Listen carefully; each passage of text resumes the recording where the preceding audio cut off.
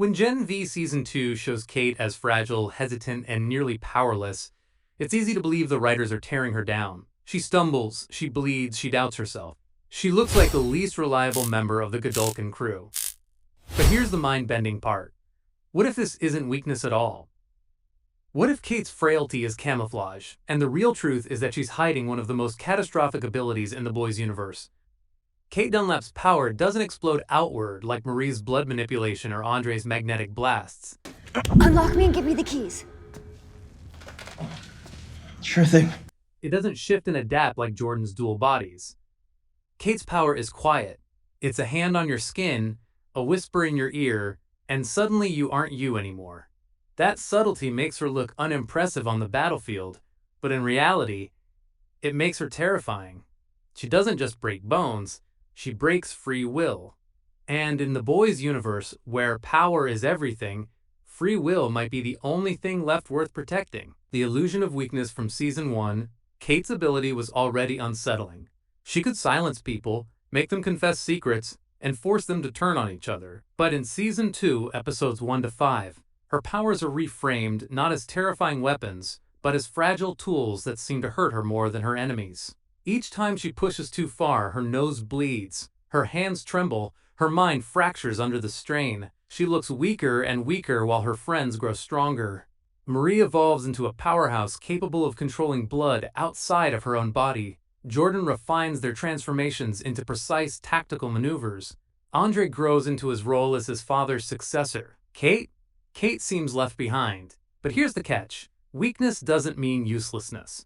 Her frailty is a mask that covers the true scale of her ability. Because Cate isn't just a soupe who can win fights.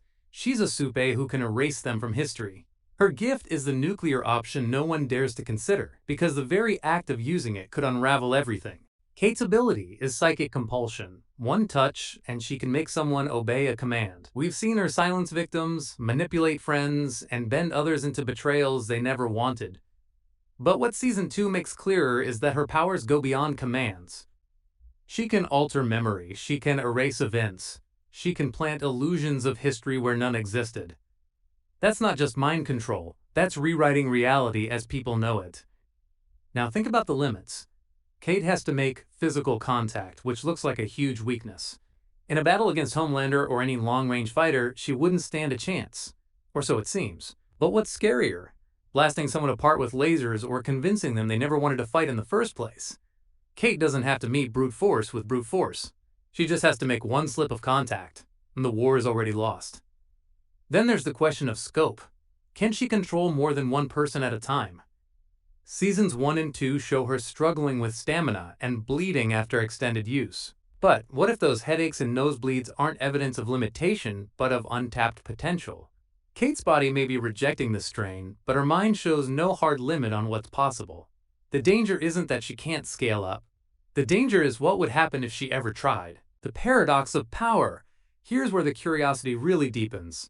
Cate looks weak because she isn't willing to use her full strength. She hesitates not because she's incapable, but because she knows what's at stake. Every time she touches someone, she's aware she's stripping away their agency, rewriting who they are.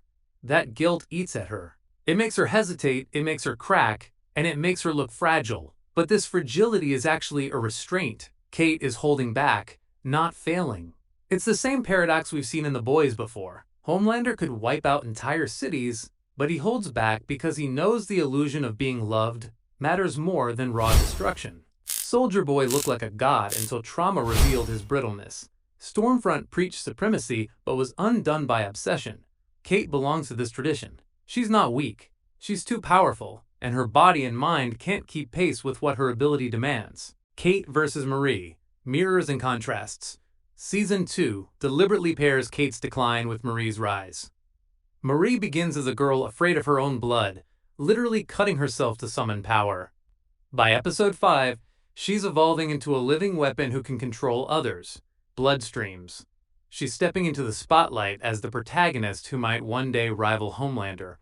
Cate, meanwhile, unravels. The more Marie grows, the smaller Cate seems. But that contrast might be deliberate. Marie is the visible hero in training. Cate is the invisible threat.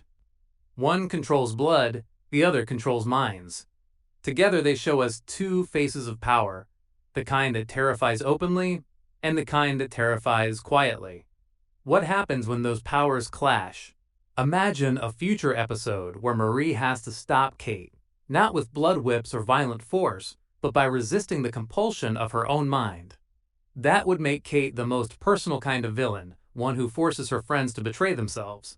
Cate and Homelander, the untouchable question, the elephant in the room is Homelander. Fans have asked since Season 1, if Cate can control minds, why can't she just touch Homelander and end everything? Season 2 seems to answer this question indirectly. Cate looks too fragile, too hesitant, and too unreliable. But what if that's only part of the truth? If Cate touched Homelander and it worked, the universe of the boys would be turned upside down. Suddenly, the god figure is vulnerable to a teenage girl's touch. That revelation would be a nuclear bomb in the narrative. If it failed, on the other hand, it would prove Homelander is truly untouchable, making him scarier than ever. Either way, the stakes are enormous. Cate's apparent weakness is a narrative shield to delay that inevitable showdown, because once it happens, nothing can be the same. The future of Cate's power. So where does this lead? Cate's arc in Season 2 seems less about growth and more about collapse. She's riddled with guilt over the woods, haunted by the betrayal she's caused, and breaking down under the weight of her own conscience. But what if this is the setup for the real twist? What if Cate eventually loses her conscience entirely? If her guilt breaks and her hesitation dies, there will be nothing left to stop her from becoming the most terrifying soup alive. One brush of her hand, and she could rewrite armies, erase governments, and control anyone from Marie to Homelander himself. The weakness we see now isn't her downfall, it's the only thing keeping her from becoming unstoppable. Cate's role in the Boys universe, The Boys, thrives on showing us the limits of power. A train was fast until his heart betrayed him. Soldier Boy was strong until trauma crippled him. Black Noir was feared until we saw the broken child underneath the mask. Cate fits this mold, but with a twist. Her weakness is an illusion. Her true danger is hidden behind guilt, nosebleeds, and tears. And when those restraints finally snap, she won't just be strong, she'll be apocalyptic. Cate isn't meant to be the savior of Godolkin.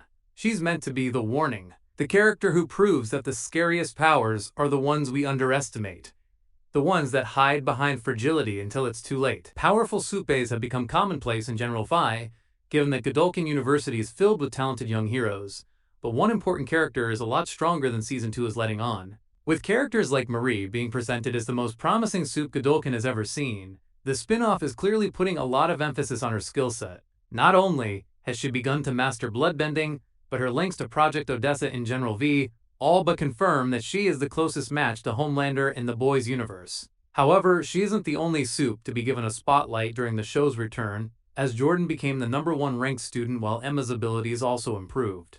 Even Cypher's power reveal in Gen V Season 2, Episode 4, further emphasized just how many frighteningly strong characters are lurking in the university setting, yet one of the spin-off's most influential figures is being downplayed. Having shown her capabilities in Season 1, Cate has been sidelined and weakened in the latest installment, but she's still far more intimidating than she looks.